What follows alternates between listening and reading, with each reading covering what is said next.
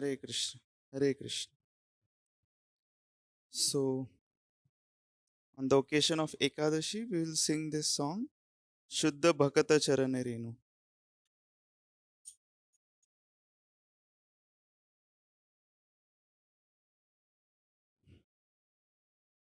Shuddha Bhakata Charana Renu Bhajana Anukula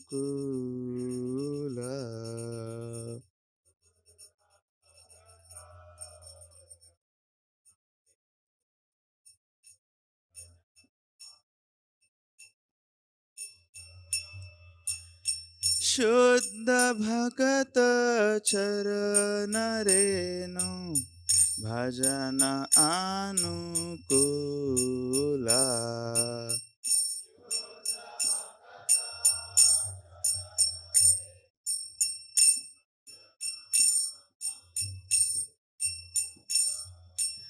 भक्त सेवा परम सिद्धि प्रेमालति कर मूला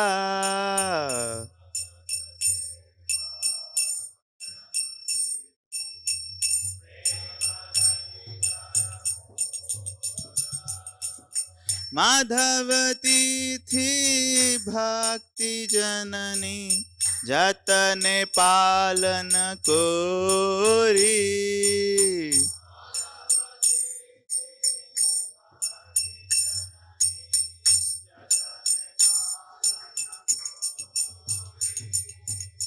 कृष्ण बसती बसती बोली परम आदर बोरी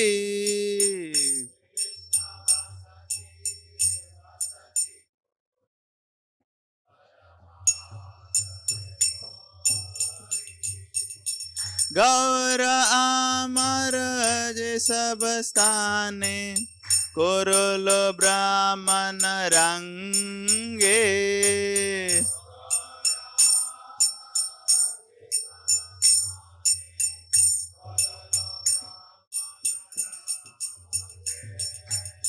से सब स्थान हेरिबो आमी प्रणय भक्त सांगे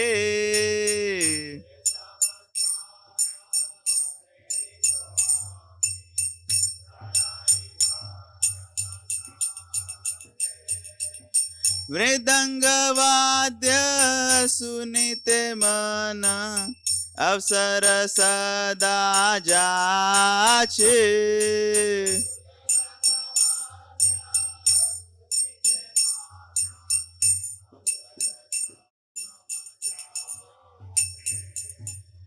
गौरविहित कीर्तन सुनी आनंद हृदय नाचे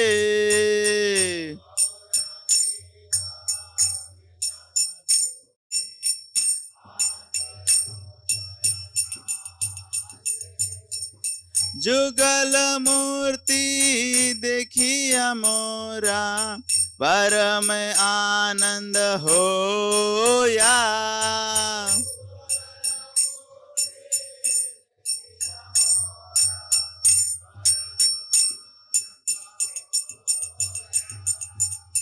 प्रसाद सेवा कुरित हो सकल प्रपंच जाय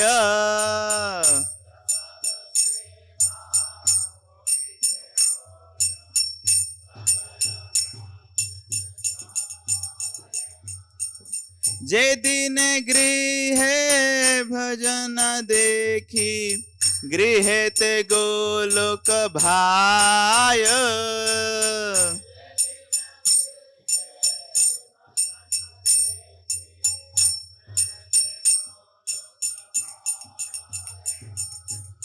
चरण सिंधु देखिया गंगा सुख न सीमा पाया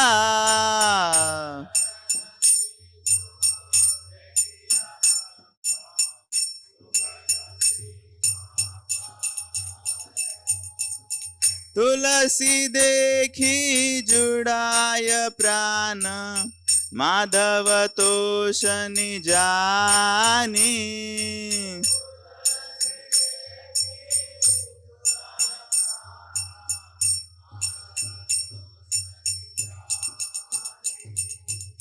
गौरा प्रिया शाक सेवने, जीवन सार्थक मानी।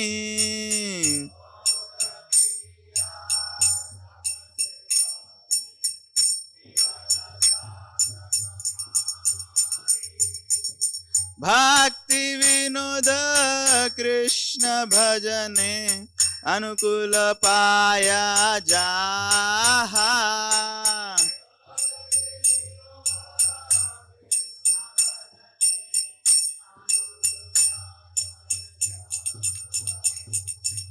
प्रति दिवसे परम सुखे, स्वीकार करो ये ताहा।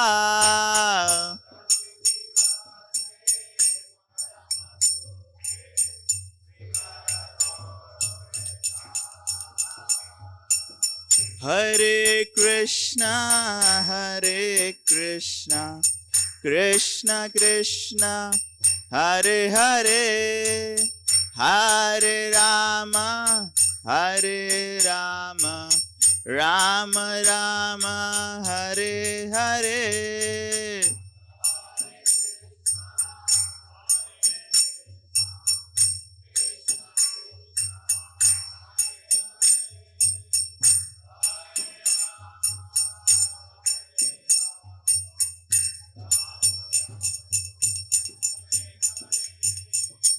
Hare Krishna,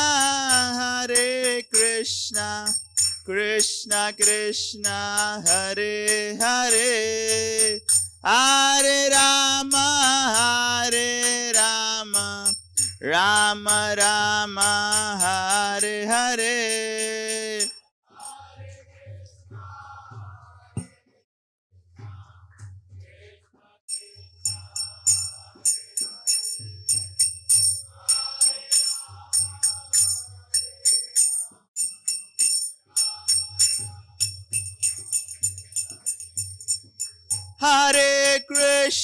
Hare Krishna, Krishna Krishna, Hare Hare, Hare Rama, Rama Rama, Hare Hare.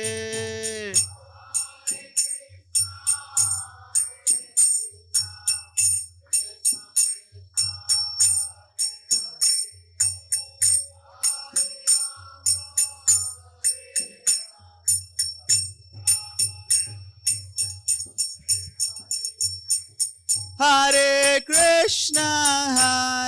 Krishna, Krishna Krishna, Hare Hare, Hare Rama,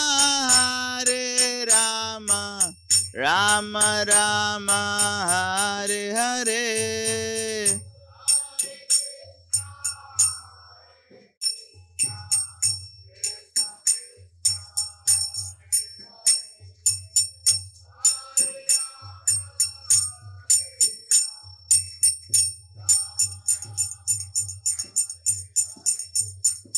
Hare Krishna, Krishna Krishna, Hare Hare, Hare Rama, Rama Rama, Hare Hare.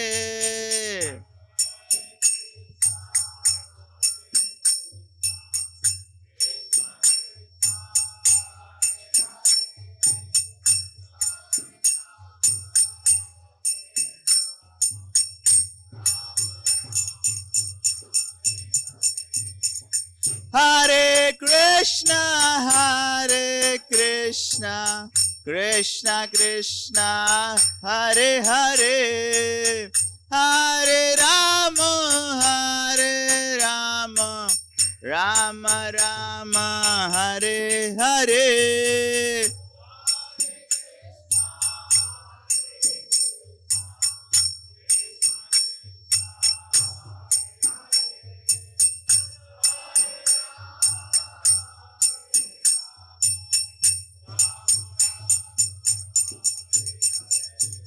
Hare Krishna, Hare Krishna, Krishna Krishna, Hare Hare, Hare Rama, Hare Rama, Rama Rama, Hare Hare.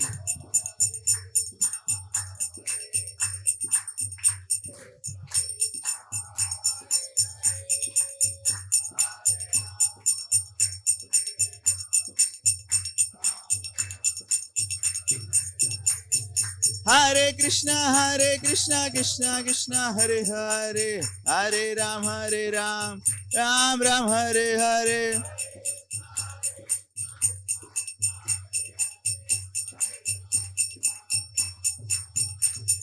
Hare Krishna, Krishna Krishna, Hare Hare, Hare Ram, Ram Ram, Hare Hare.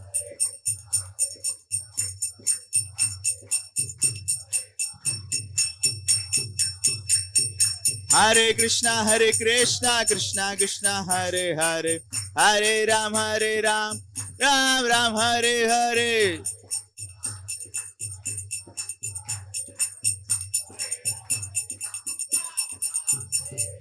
Hare Krishna, Krishna Krishna, Hare Hare, Hare Ram, Ram Ram, Hare Hare.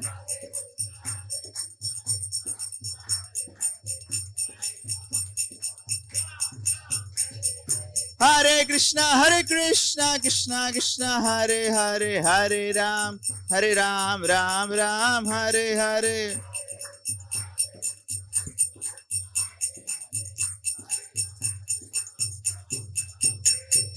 Hare Krishna, Krishna Krishna, Hare Hare, Hare Ram, Ram Ram, Hare Hare.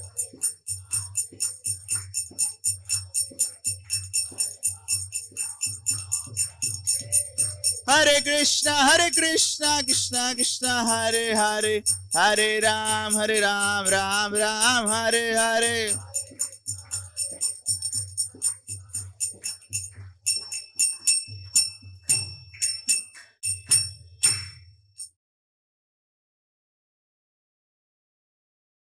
So this is the song written by Srila Bhaktivinoda Thakur. To translation. So translation of this song. Dust from the lotus feet of pure devotees is conducive to devotional service, while service to the Vaishnavas is itself the supreme perfection and the root of the tender creeper of the divine love. I observe with great care the holy days like Ekadashi and Janmashtami, for they are the mother of devotion.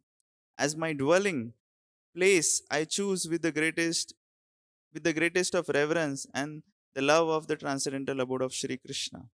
All those places where my Lord Gaurasundara traveled for pastimes, I will visit in the company of loving devotees.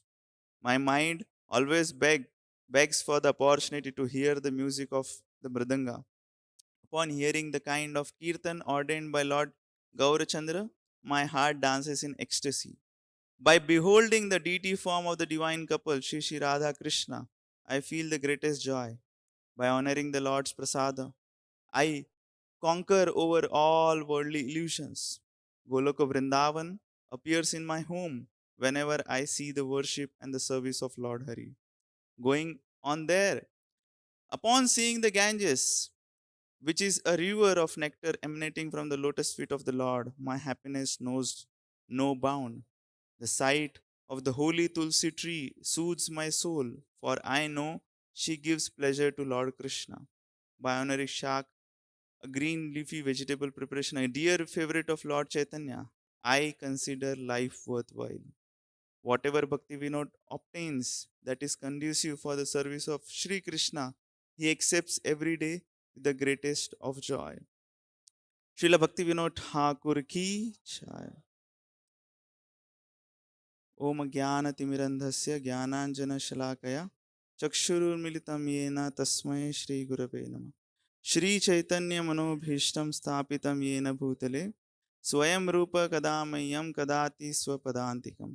वन्देऽहं गुरो श्रीयुतापदकमलं श्रीगुरून् वैष्णवांश्च श्रीरूपं साग्रजातां सहगण रघुनाथान्वितं तं सजीवं साद्वैतं सावधूतं परिजनासहितं कृष्णचैतन्यदेवं श्रीराधाकृष्णपादान् सहगण ललिता श्रीविशाखान्वितांश्च नमः ॐ विष्णुपादाय कृष्णपृष्ठाय भूतले श्रीमते भक्तिवेदान्तस्वामिनिति नामिने नमस्ते सरस्वते देवे गौरवाणी प्रचारिणे निर्विशेषशून्यवादी पाश्चात्यदेशतारिणे नमो महावदन्याय कृष्णप्रेमप्रदायते कृष्णाय कृष्णचैतन्य नामिने गौरद्विषे नमः हे कृष्ण करुणा सिंधु दीनबंधु जगतपते गोपेश गोपिका कांत राधा कांत नमोस्तुते तप्त कांचन गौरांगी श्री राधे वृंदावनेश्वरी वृषभानुसुते देवी प्रणमामि हरिप्रिय वाञ्छाकल्पतरुभ्यश्च कृपा सिन्धुभ्येव च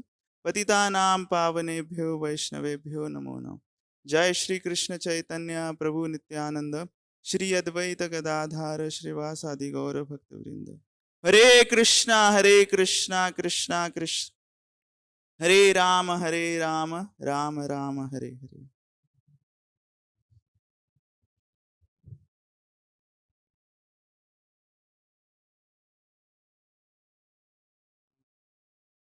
हरे Krishna. So we are reading from Srila Prabhupada Lilamrit. His Grace Gurijan Prabhu, he writes in the preface of his the book on the glorification of Srila Prabhupada, uh, the My Glorious Master. Hmm? So he glorifies Srila Prabhupada. Shri Shri Shri Shri Radha Madan Mohan Ji ki jai. Shri Shri Jagannath Baldev Sodaramai ki jai. Shri Shri Gaur Nitai ki jai. Srila Prabhupada ki jai. So he quotes this wonderful shloka from Sri Chaitanya Charitamrit Antelila. सेई भक्त धन्य धन्य ये ना छाड़े प्रभुर चरण सेई प्रभु धन्य ये ना छाड़े निज जन दुर्दैव सेवक यदि आया अन्य स्थाने सेई ठाकुर धन्य तारे छूले धारी अने. So he glorifies Srila Prabhupada. He says that glorious is the devotee who does not give up the shelter of his Lord, and the glorious is that Lord who doesn't abandon his servant. If by chance a servant falls down and goes somewhere else, glorious is that master who captures him and brings him back by the hair. So Srila Prabhupada Lilamrit is the glorifies Srila Prabhupada, Srila Prabhupada's um, uh, activities which he performed in this world. Uh, we are reading from the chapter from the fourth volume, chapter number 3, A Threat Against ISKCON.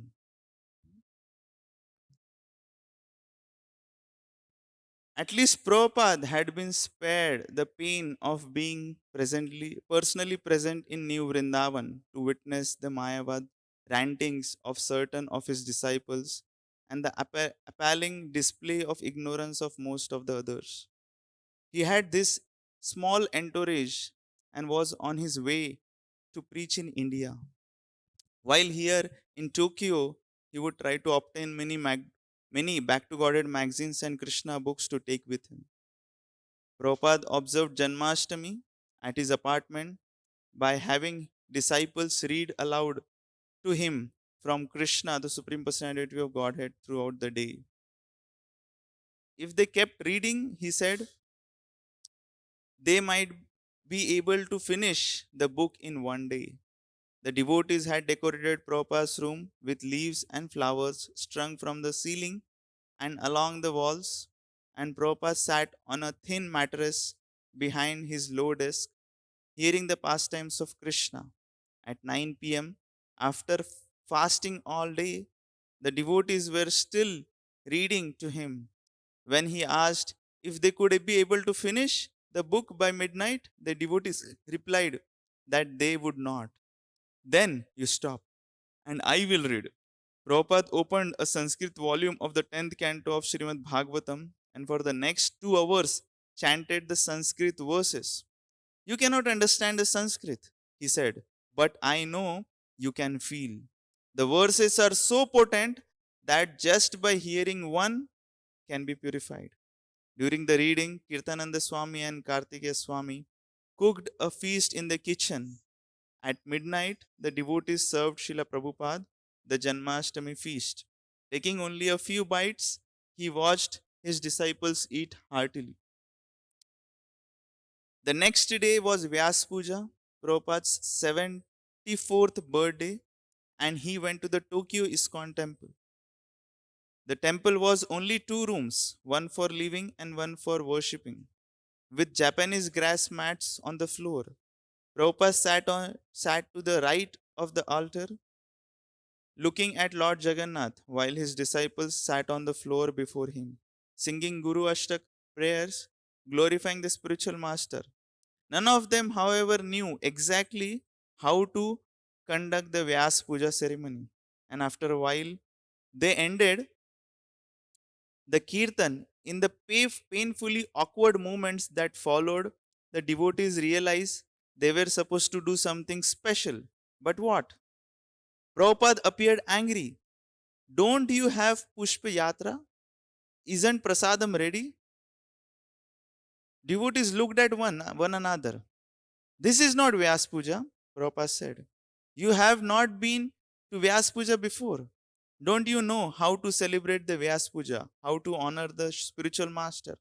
One of the sannyasis began to cry, Tamal Krishna. Prabhupada said, didn't you see how I observed my Guru Maharaj's birthday? Where is Pushpa? Pushpa in Sanskrit refers to flowers. Pushpa? Pushpa. Tamal Krishna decided Prabhupada must mean Pushpanna, a fancy rice dish. I am not sure, he said. What kind of Vyas Puja is this with no Pushpa? Prabhupada asked. We can get some, Prabhupada. Tamal Krishna offered. Tamal Krishna grabbed Sudama. Prabhupada wants prasadam. He wants Pushpanna rice. They ran into the kitchen and hurriedly started the rice. Meanwhile, in the temple, the devotees struggling through their version of a Vyas Puja ceremony. Kirtananda Swami stood and began to read aloud the introduction of Krishna, the reservoir of pleasure, which included a short biography of Prabhupada. But Prabhupada interrupted, scolding his disciples for concocting and for acting improperly. If you don't know, he said, then why didn't you ask me how to do this properly? The Japanese guests present didn't understand English, but they could see the spiritual master was disturbed. Prabhupada explained that in devotional service, everything must be done properly, according to the Parampara method, without concocting. We will observe Vyas Puja again tomorrow, he said. Come to my room, I will tell you what to do. The next day, after a simple traditional ceremony, the devotees felt ecstatic. Afterward, they agreed when one displeases his spiritual master, there is no happiness. But as soon as the spiritual master is pleased, the disciple becomes blissful. The Janmashtami Vyas Puja festival in New Vrindavan had become a nightmare. Hundreds of devotees had converged there from the East Coast, while many others from California and even Europe. They had come for a blissful festival, but instead had found Srila Prabhupada's newly initiated sannyasis expounding a devastating philosophy. The sannyasis, speaking informally to groups here and there, would explain how the devotees had offended Prabhupada and how he had subsequently withdrawn his mercy. Sannyasis revealed their special insights that Prabhupada was actually God, that none of his disciples had recognized him as such, and that all of them therefore beginning with the sannyasis were guilty of minimizing his position. And that was why Srila Prabhupada had left for India. He had withdrawn his mercy from his disciples. The devotees were devastated. None of them knew what to say in reply. The sannyasis, by their preaching, had projected gloom everywhere, and which was proper. They said everyone should feel guilty and realize that they had lost the grace of their spiritual master. No use trying to cheer one another up by chanting Hare Krishna or eating a feast. Everyone should accept the bitter medicine. Although Prabhupada had given his disciples 3 volumes of Srimad Bhagavatam, as well as Bhagavad Gita as it is, the nectar of devotion, teachings of Lord Chaitanya, and other literature, none of the devotees were well versed in them. Many devotees wondered if the philosophy, the san- if the philosophy the sannyasis were preaching was correct, but none of them knew enough of the scriptures to immediately refute it. The devotees turned to the new GBC men. Prabhupada appointed leaders and guardians of ISKCON. The GBC, along with other senior devotees, began carefully searching through the Prabhupada's books to ascertain exactly what he had said about the position of spiritual master. Then Haigriva announced that a letter had just arrived from Srila Prabhupada in Tokyo. As soon as the devotees all gathered under the pavilion roof to hear, Haigriva read aloud, "My dear sons and daughters." And then Prabhupada listed almost all the new Vrindavan residents. The devotees immediately felt a wave of hope. Just to hear Prabhupada say, "My dear sons and daughters," was a great relief. Haigriva continued to read, "Please accept my blessings." Prabhupada had not rejected them. Letter went on to say that Srila Prabhupada was pleased with the work of the new Vrindavan devotees and he promised to come and visit them. Soon he would send for other devotees to join him in India. He said, as he described what preaching in India would be like, the devotees became caught up in the momentum of Srila Prabhupada's preaching spirit. They cheered, they felt blissful. Then Prabhupada specifically referred to the difficulty facing ISKCON. Purge out of New Vrindavan the non Vrindavan atmosphere that has entered. His letter turned the tide against the Mayavad teachings. The GBC then called a meeting of all the disciples in the temple room. Reading selections from the Nectar of Devotion, they established that the spiritual master, although not God, should be honored as much as God because he is the confidential servant of God. Several senior devotees spoke their heart's convictions, citing examples from their association with Prabhupada to prove that he had not rejected them. He was too kind. The sannyasis might feel rejected because of their own guilt. Someone said, but they should not project their guilt on others. The false teachings, however, had dealt a blow from which many devotees would need time to recover. Newcomers at the festivals were especially unsettled, but the cloud of gloom that had hung over New Vrindavan now lifted, thanks to Srila Prabhupada's timely letter. Sannyasis admitted their confusion. The GBC then phoned Kirtananda Swami in Tokyo and told him that Prabhupada's letter had resolved most of the problems, but that the sannyasis still held their misconception. Hearing this, Prabhupada felt this suspicions confirmed. His suspicions confirmed. Certain disciples had been contaminated by the poisonous philosophy from India. Consequently, material desires for power and control had overwhelmed them, even in Prabhupada's presence. Turning to Tamal Krishna, Sudama, and 3 other sannyasis with him, Prabhupada asked what they thought should be done. With the previous day's philosophical drilling still sharp in their minds, they suggested that anyone teaching Mayavad philosophy should not be allowed to stay within ISKCON. Prabhupada agreed. If these sannyasis continued to preach Mayavad philosophy, he said, they should not be allowed to stay in his temples but should go out and preach on their own. Tamal Krishna conveyed this message to the GBC in the USA.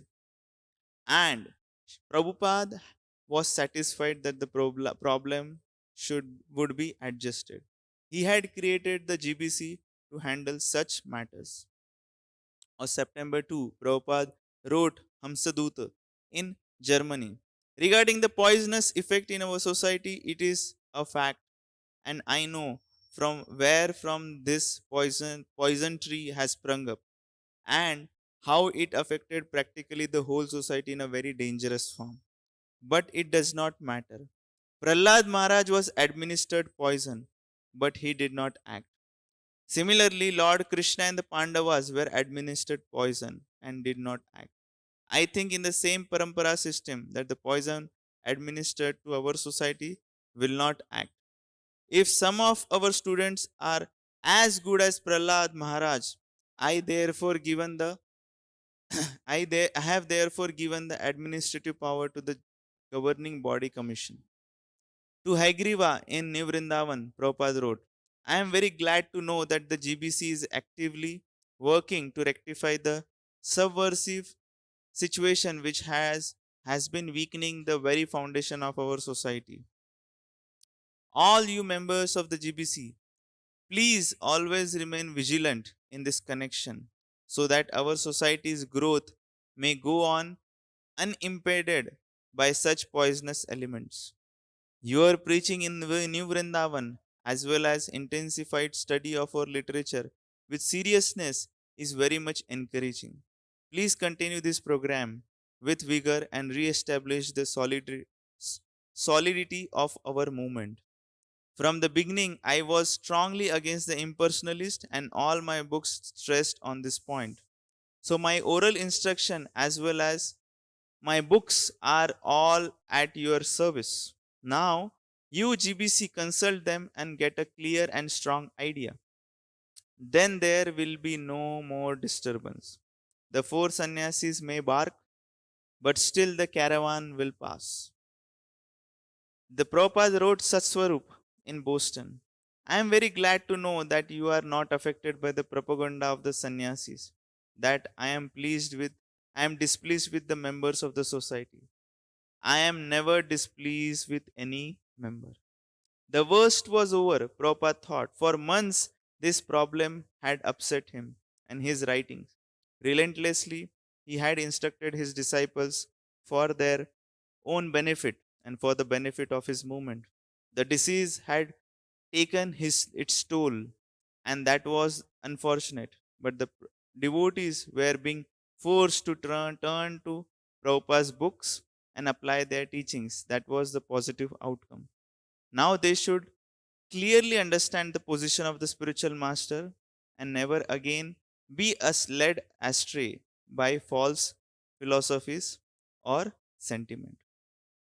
So this was the account in uh, where Srila Prabhupada is uh, describing. Srila Prabhupada had some disciples who were propagating wrong philosophy about the position of spiritual master, and Srila Prabhupada clearly and very through the GBC, he had actually shown the way that Prabhupada always tells in his tells many times that I have given everything in my books, and that is sufficient. So, uh, and we can see that Prabhupada and Prabhupada's Vani is actually same. So here, if disciples, they disciples here in this instance, they took shelter of Srila Prabhupada's books, and the most complex what you call controversy was easily solved just by coming to the shelter of Srila Prabhupada books. So Prabhupada's main business in Tokyo was with Dai Nippon. Considering him an important author and a venerable religious monk, they had provided him a car and an apartment. Each morning, they sent a private car to drive Prabhupada to Imperial Palace Park, where he could take his morning walk. Prabhupada liked the neatly planted trees and gravel walks, and he appreciated the habits of the Japanese people. As he would pass, elderly ladies would bow to him from the waist, and others would fold their hands respectfully, acknowledging his being a holy man. On the morning of Prabhupada's meeting with Dai Nippon, he came out of his apartment with Tamal Krishna and Devananda Maharaj and got into the back seat of a Dai Nippon company car. The car proceeded through the early morning streets and Prabhupada chanted his Gayatri mantra silently. A Dai Nippon junior executive escorted Prabhupada and his two disciples into an elevator and up to a spacious room with a long conference table.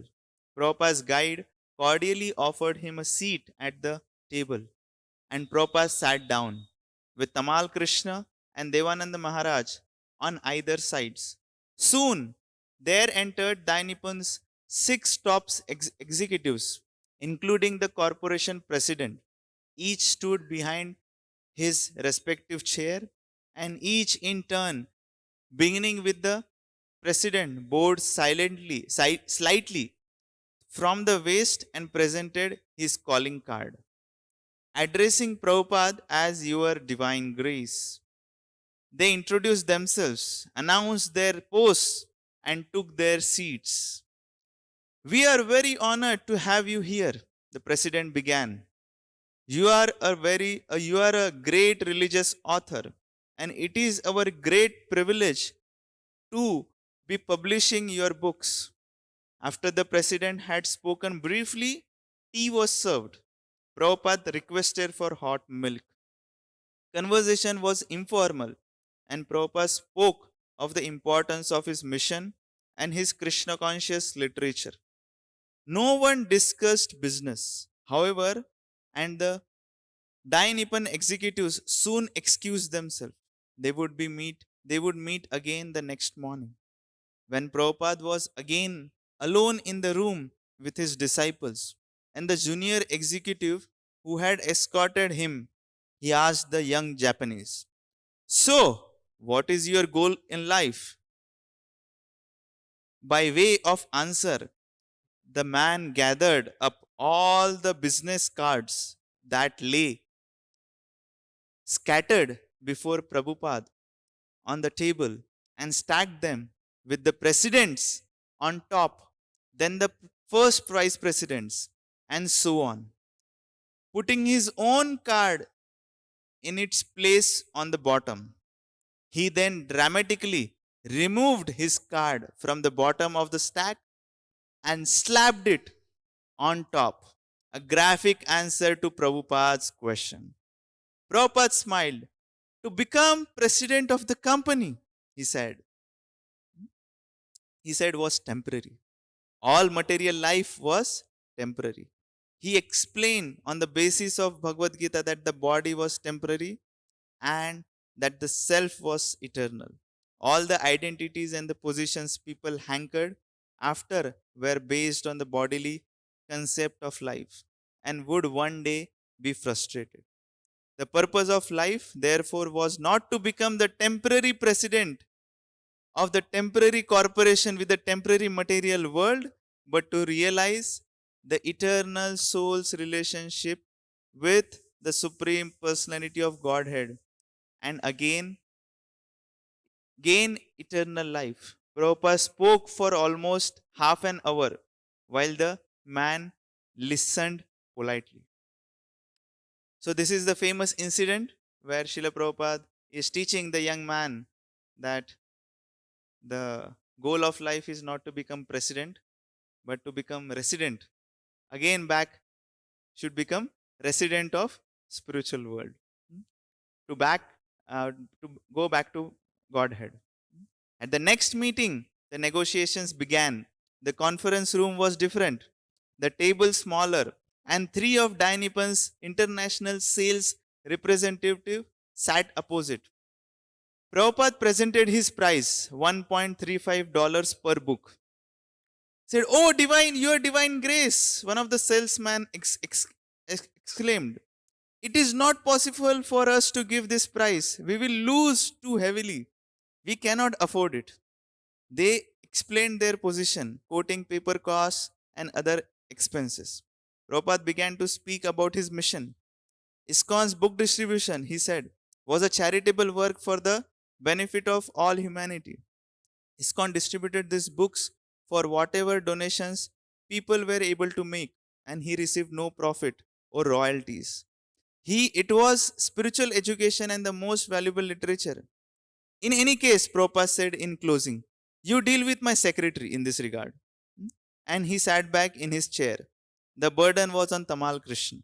Tamal Krishna began by saying that Prabhupada had been too kind because ISKCON could actually never pay such a high price. Then he quoted a price 40 cents lower per book than what Prabhupada quoted. Mr. Tamal, the salesman again upset. Please consider your point. A polite argument ensued. Suddenly, Prabhupada interrupted, presenting himself an impartial third party. He said, we would settle the difference that had arisen between his secretary and the salesman. I had heard both sides, he said, and I feel the price should be 1.25 per book dollars. That's all. Yes, your divine grace, the salesman agreed. That is right. Uh, Nobody could match Srila Prabhupada's empowerment and Prabhupada's uh, great uh, great way of dealing while he, especially when he is dealing with the landlords for the temples and especially dealing about the books. So from the price 1.35 he brought it to 1.25 and making the person also happy. After further negotiations, Prabhupada agreed on a contract that included a reprint of volume 1 and a first printing of volume 2 of Krishna, the Supreme Personality of Godhead, and 2 issues of Back to Godhead, a Hindi issue of Back to Godhead, and a new book, Sri Ishopanishad. ISKCON had to pay only $5,000 cash, and Dai Nippon would deliver everything on credit. Prabhupada held a feast at his apartment for the Dai Nippon executives, who especially liked the samosas and the pakodas. They presented Prabhupada with a watch and continued to see to his comfort during his stay in Tokyo. Prabhupada also met a Canadian born Japanese boy, Bruce, who was seriously interested in Krishna consciousness. Prabhupada invited him to come and join him in India. The boy eagerly agreed. So, I don't know if Prabhuji can. This Bruce was the same. Bhanu Maharaj? Bhanu Swami Maharaj? Srila Prabhupada ki chai. Do we take next chapter? We can start. Prabhuji, would you like to add something? You, you can tell us how the Vyasa Puja was celebrated in Hyderabad.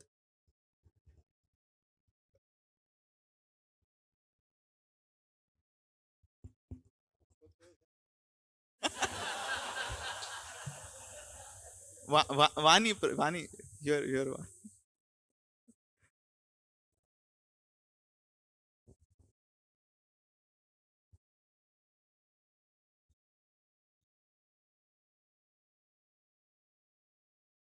The birthday ceremony of the spiritual master is called Vyasa Puja because the spiritual master is the representative of Srila Vyasa. So in this way, the birthday ceremony is called Vyasa Puja. And this is one of the very, very important ceremonies that in our case, Srila Prabhupada Vyasa Puja Day is just the day after Janmashtami. He appeared on the day after Janmashtami in Calcutta. So in this way we are celebrating.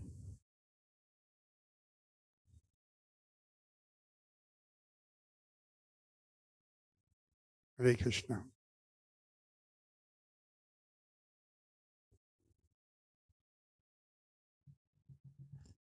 Hare Krishna. Srila Prabhupada ki chai. Srila Prabhupada Lilamrit ki chai.